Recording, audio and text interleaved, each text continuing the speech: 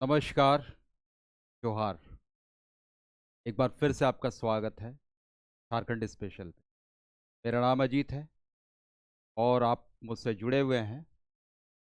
आज की क्लास में हम देखेंगे कि झारखंड की जनजातियों में प्रमुख विवाह पद्धतियाँ। साहब, झारखंड की जनजातियों में प्रमुख विवाह पद्धतियों होता यूँ है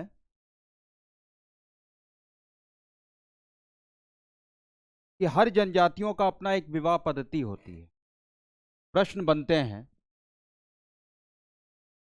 क्योंकि जब स्पेशल पढ़ रहे हैं तो आपको भी पता है कि झारखंड स्पेशल का सिलेबस बहुत बड़ा है और एग्ज़ाम बहुत नज़दीक भी है। जितना दूर हमें लग रहा है उतना दूर है नहीं, और फासले कब नजदीक आ जाएंगे ये कह पाना बड़ा मुश्किल है। तो तैयारी में लगे रहिए। आइए हम बात करते हैं पहली कुटुंब ठरपा विवाह। यह है साहब कुटुंब ठरपा विवाह, जिसको अंग्रेजी में अरेंज मैरिज भी कहते हैं। ठीक है, अरेंज मैरिज क्या होता है? दोनों परिवार के जो लोग होंगे, वर और वधु पक्ष के लोग, वो मिलकर विवाह को करते हैं। उसको अरेंज बोलते हैं। परिवारों द्वारा तय किया गया परंपरागत विवाह।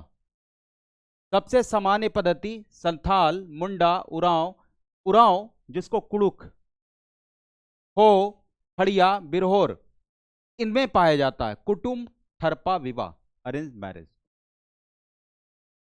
ज्यादातर भारतीय संस्कृति में आपको अरेंज मैरिज देखने मिलता है। हम आते हैं घिच्छा या पकड़वा विवाह। आपने अक्सर ये शब्द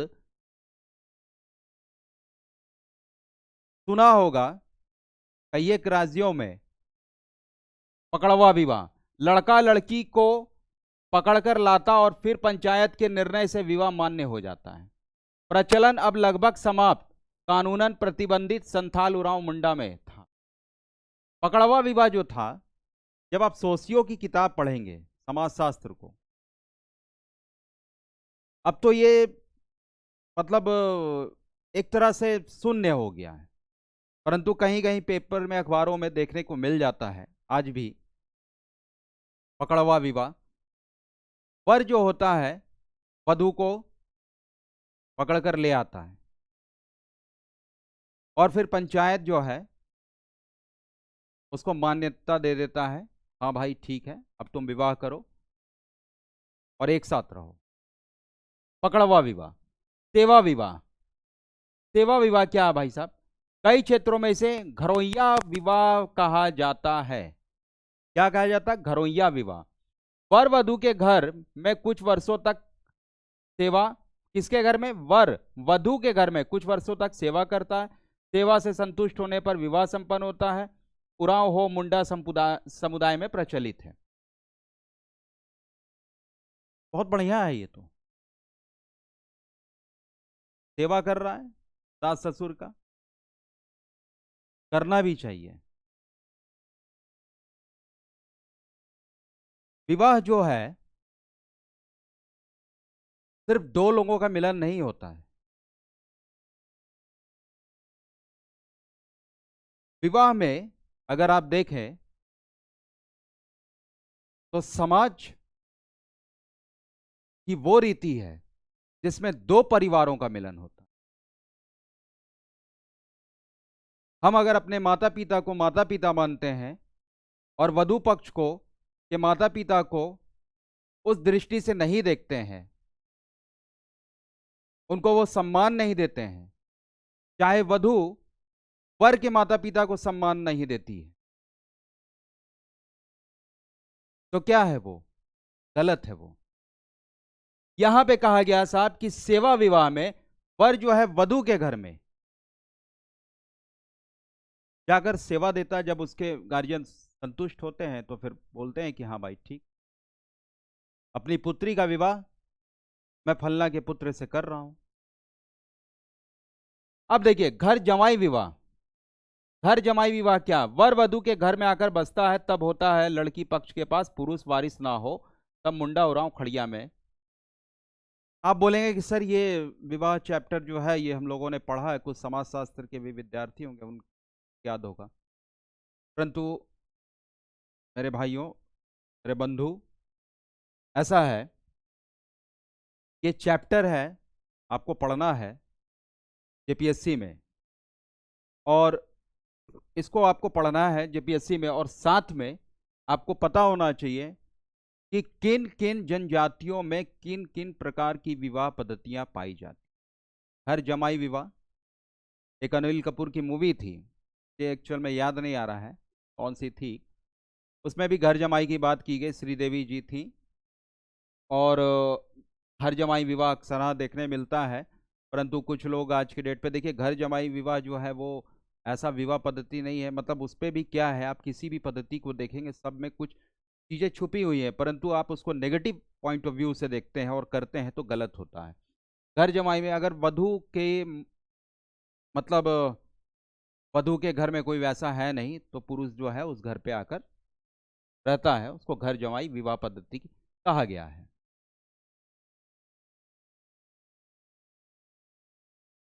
विवाह क्या है, देखिए ये ऐसा चीज है ना, ये रिश्तों की बात हो रही है साहब, ठीक है, रिश्तों पे। देखिए लेविरेट विवाह, ये लेविरेट विवाह क्या है, देवर विवाह। इसमें क्या है कि पति की मृत्यु के बाद पत्नी का विवाह देवर उसके मतलब छोटे भाई से करा दिया जाता। ऐसा क्यों किया जाता है, जब लगता है कि वंश को आगे बढ़ाना है, अब हम वधु को आगे भेज नहीं सकते हैं, किसी प्रकार से हम हमारी मतलब परिवार मतलब लड़की को कोई तकलीफ ना हो, तो छोटे भाई से इसका क्या किया जाता है साहब, विवाह करवा दिया जाता है। अदल बदल विवाह, ये क्या, एक्सचेंज मैरिज। हो जनजाति उरांव समुदाय के कुछ क्षेत्रों में दोनों परिवार एक दूसरे के लड़की का विवाह अपने लड़कों से करते हैं, एक दूसरे की लड़की के विवाह अपने लड़कों से करते हैं। इसमें होता क्या है, अदल बदल विवाह पद्धति जो है ना, उसमें होता यूं है कि जैसे एक वर किसी कन्या से विवाह कर रहा है और उसी कन्या का भाई चाहे कोई रिश्तेदार उस घर पे विवाह कर रहे हैं, तो वो अदल बदल एक्सचेंज विवाह है वो। और विधवा पुनर्विवाह, इसके विषय में आप लोग जानते ही हैं, और ये सारी चीजें जो है सभी जनजातियों में है कि फिर से उनका अगर कोई विधवा हो गई तो उसको सती प्रथा नहीं हो, तो उसको विधवा पुनर्विवाह का कॉन्सेप्ट है ये, ठीक है। इसमें साहब कुछ चीजें हैं, गोत्र,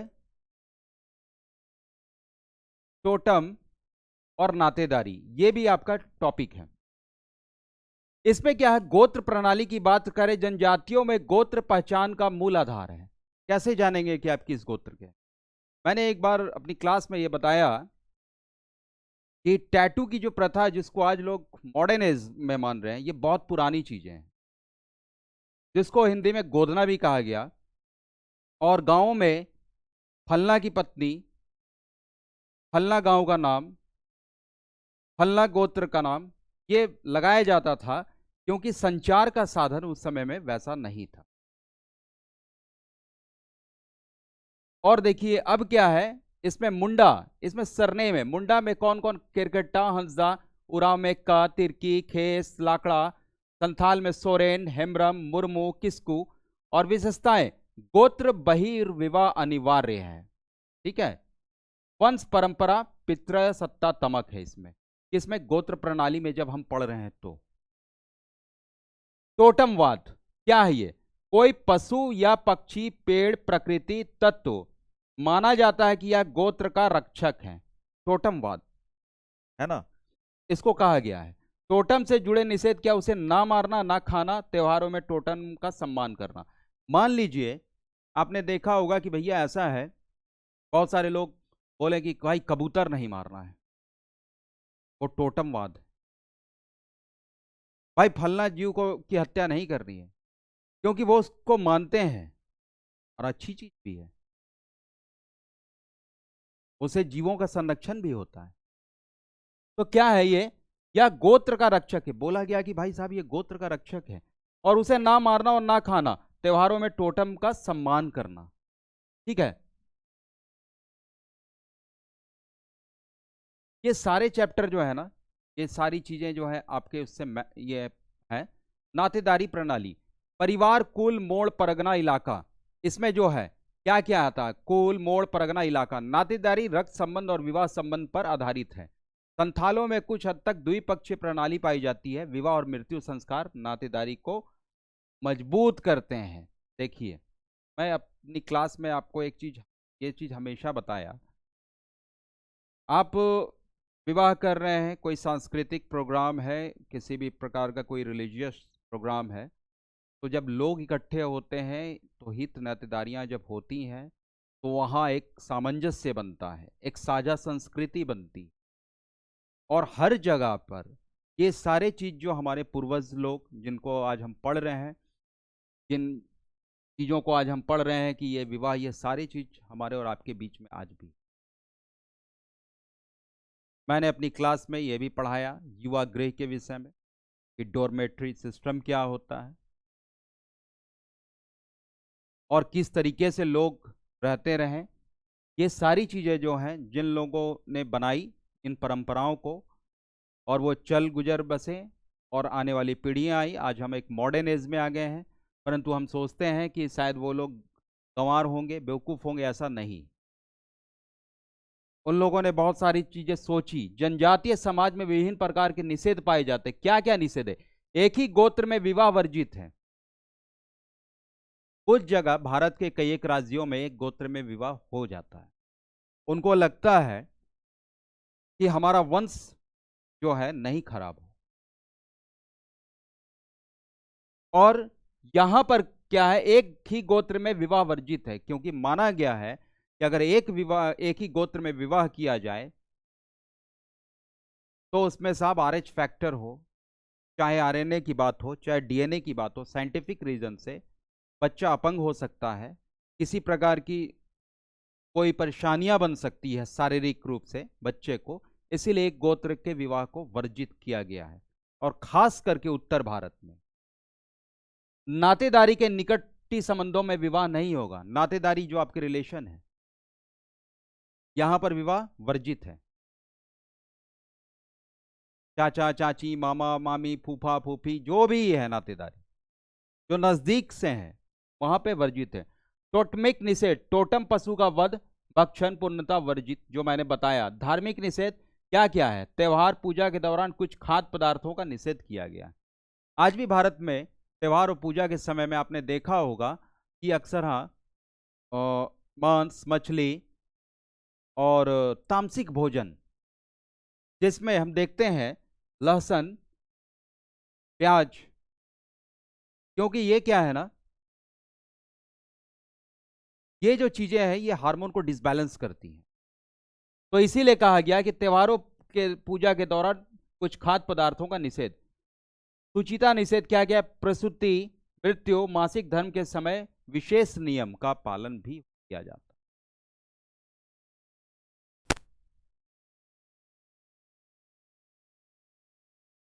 चलिए इसको देख लेते हैं कि जनजातीय विकास की योजनाएं ये क्या है साहब। जो केंद्र सरकार इन जनजातियों के विषय में जो योजनाएं चला रही है उसमें कौन कौन सी है, अगर कोई छूट गया होगा तो मैं किसी और क्लास में उसको ऐड कर दूंगा। देखिए, इंटीग्रेटेड ट्राइबल डेवलपमेंट ITDP एक प्रोग्राम चला रही है।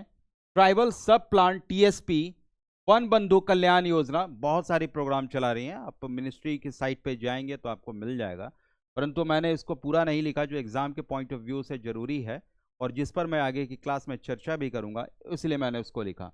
Eklavya model residential school EMRS, इसकी वैकेंसियां आती रहती हैं, और जब आप एग्ज़ाम की तैयारी में लगे हुए हैं तो आपने इन सारी चीज़ों को पढ़ा ही होगा। EMRS की वैकेंसी आई है, यूट्यूब में बहुत सारे लोग बताते रहते भी हैं। पेशा एक्ट 1996, ग्राम सभा को अधिकार, इसके विषय में हम लोग एक अलग से क्लास लेंगे। पेशा एक्ट 1996 के विषय में कि ग्राम सभा को इसमें अधिकार की बात की गई है। फॉरेस्ट राइट्स एक्ट 2006 FRA, वन भूमि पर अधिकार, इसकी भी क्लास एक अलग से होगी। ये तो अभी सिर्फ एक पॉइंट वाइज इसको मैं आपको बता दिया। अब इस पे देखिए, झारखंड सरकार की बात कर रहे हैं कि साहब झारखंड सरकार ने भी कुछ योजनाएं चलाई हैं। उन योजनाओं के विषय में जान लीजिए कि झारखंड सरकार की कौन कौन सी योजनाएं चल रही हैं। तो देखिए झारखंड सरकार की क्या क्या योजनाएं चल रही है।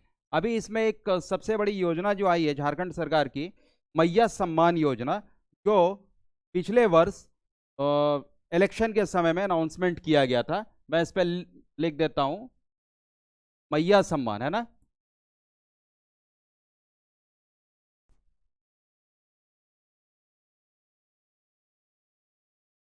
मैया सम्मान योजना,